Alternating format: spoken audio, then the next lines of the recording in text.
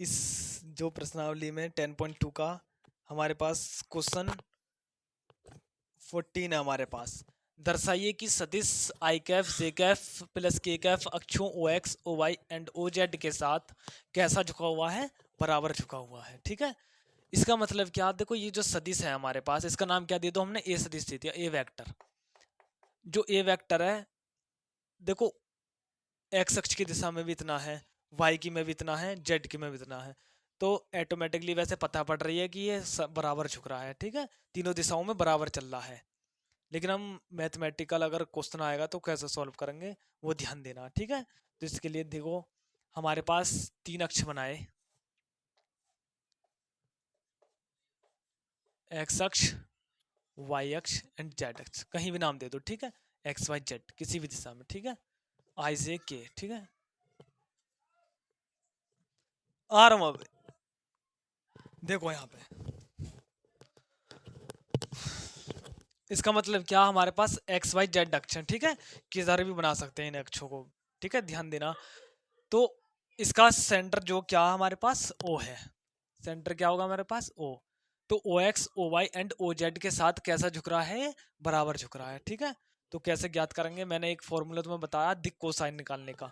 दिक कोसाइन का मतलब क्या हमारे पास, एल एम और एन हमारे पास कैसे निकलती थी, पता होनी चाहिए। देखो हमारे पास एल का मतलब क्या, हमारे पास दिक कोसाइन निकालने सभी के अलग अलग, इसकी इसके और इसके अलग। तो देखो हमने अगर ये इसका ही पूछता दिक कोसाइन निकालते, तो भाई इसका परिमाण निकालते, सबके नीचे भाग कर देते हैं ना। इसका मतलब क्या, देखो इसका नाम क्या दे दिया हमने एल, इसका एम और इसका नाम क्या दे दिया हमने एन। तो एल का मतलब क्या, देखो हमारे पास X one X Y Z नाम दे दो। ठीक है, एक्स वाई एंड जेड ये नाम है इसका। ठीक है, एक्स ये इसका, वाई और इसका जेड, या ए बी सी भी नाम दे दो, जो दिक् अनुपात है इसके। माना इसके दिक् अनुपात कितने हैं, माना दिक् अनुपात किसके, ए वेक्टर के दिक् अनुपात। दिक् अनुपात कितने माने हमने इसके, X Y Z, X Y Z. ये फॉर्मूला लिखवा रहा हूँ अभी।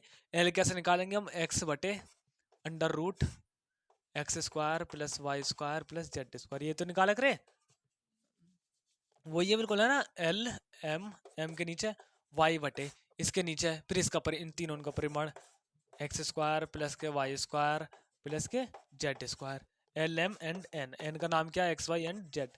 जेड का मतलब क्या हमारे पास, under root X square plus Y square, हाँ, और प्लस जेड स्क्वायर, वही तो ये।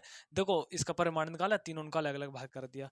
यदि इसका दूसरा नाम क्या हमारे पास, एल एम एन को क्या कह सकते हैं, कॉस अल्फा, क्योंकि इसका मतलब क्या, दिक कोसाइन अर्थात कॉस आ रहा है।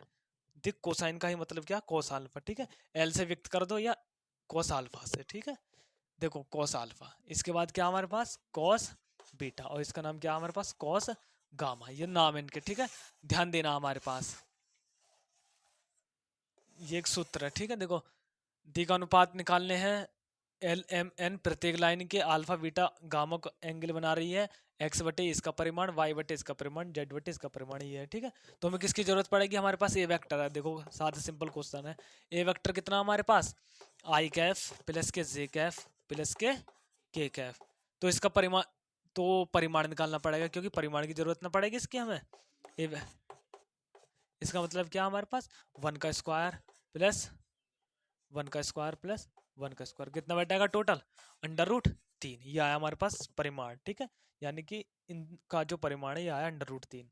इसका मतलब क्या, X square plus Y square plus Z square, क्योंकि यहाँ पे X comma Y comma Z कितने हैं हमारे पास, one comma one comma one, यहाँ भी वन है, यहाँ भी वन है, यहाँ भी वन है। ये क्या है, इसके दिक् अनुपात, ध्यान देना, ये क्या है इसके हमारे दिक् अनुपात। अब तो कोई दिक्कत ना होनी चाहिए, दिक् अनुपात क्वेश्चन आएगा, दिक् अनुपात ज्ञात कीजिए, वन वन वन आएगा, दिक् कोसाइन ज्ञात करना, परिमाण निकालो इसका भाग कर दो। ठीक है, वो क्या आएगा, दिक् कोसाइन। तो ध्यान देना ये अंडर रूट तीन आया। अब देखो पहले हमारे पास कॉस अल्फा निकालने हैं, कॉस अल्फा, कॉस अल्फा के लिए क्या करना पड़ेगा, एक्स बटे इसका परिमाण, एक्स कितना है यहाँ पे, वन बटे अंडर रूट तीन, यह आया हमारे पास।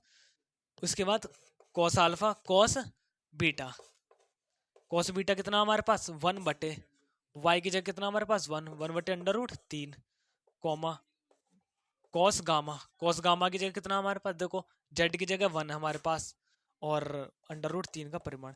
इसका मतलब क्या, देखो कॉस अल्फा 1/√3 एंगल बनना, कॉस बीटा 1/√3, कॉस गामा 1/√3। हाँ हाँ, तो तीनों क्या आ रहा, सेम आ रहे हैं, तीनों एंगल कैसे आ रहे हैं, सेम। इसका मतलब क्या है, बराबर झुक रहा है, ठीक है। बराबर कैसा हो रहा है, झुक रहा है, ठीक है। देखो दूसरे शब्दों में, अगर ये हमारे पास कोई लाइन है, इस पर 30 डिग्री का एंगल बना रही है, ये एंगल बना रही है, बाई चांस कोई बड़ी लाइन है, इस पर भी 30 डिग्री का एंगल बना रही है, ये तीसरी लाइन है, इस पर भी 30 डिग्री का एंगल बना रही है, तो तीनों सेम चीज़ है ना। तो वही है इसका मतलब, सेम चीज़ कब होंगी, जब एंगल कैसा बनेगा, सेम बनेगा। तो ऐसा निकालना, cos alpha, cos beta and cos gamma, ठीक है। सादा सिंपल है। यानी कि इसका वेक्टर दे रखा है, इसका परिमाण निकालो, भाग कर दो, तीनों सेम आ रही हैं, तो कैसा हमारे पास समान झुकाव के साथ बना रहा है कौन, ठीक है, एक्स वाई जेड के साथ, ठीक है। तो उतार लो इसे। क्वेश्चन नंबर कौन सा था, 14 है। Thank you for watching my videos. Like share and subscribe भी करते रहो प्यारे बच्चों, ठीक है। उतार लो। आ रहे हैं अभिषेक समझ में।